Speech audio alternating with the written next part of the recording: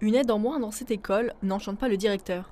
Le poste d'employé de vie scolaire, présent 20 heures par semaine, permettait à l'ensemble du corps professoral de se consacrer aux élèves et aux cours. Cette année, de petits changements vont avoir lieu. Son gros du travail était d'aider le directeur pour le travail administratif. Donc c'est vrai qu'elle faisait des courriers, des réponses aux messages, différents mails, accueil du public. Et forcément, tout ce qu'elle faisait, va falloir que ça soit à la charge d'autres personnes.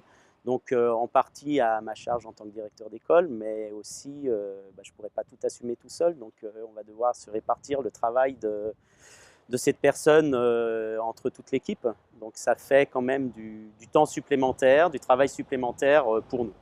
Les conséquences sont à double tranchant. Si les écoles concernées par ces suppressions doivent revoir leur organisation, les personnes qui devaient travailler sous contrat aidé, elles, doivent à présent se remettre à la recherche d'un emploi. Certains directeurs d'école qui se sont retrouvés avec ces personnes-là au téléphone qui étaient dans des situations un peu embêtantes parce elles expliquaient qu'elles s'attendaient effectivement à avoir ce poste-là et qu'elles perdaient le poste, qu'elles perdaient le travail qui était prévu. L'éducation nationale n'est pas le seul secteur visé par l'arrêt des contrats, mais certains domaines passent entre les mailles du filet. Ce qui a été signé sera maintenu, ça c'est bien. Par contre, échappent à cette signature quelques emplois aidés, notamment à la MDPH.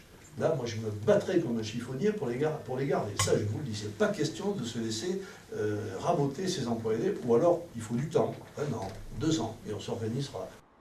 La Haute-Savoie n'est pas le département le plus touché de France. Certaines écoles ont pu conserver le poste d'auxiliaire de vie scolaire.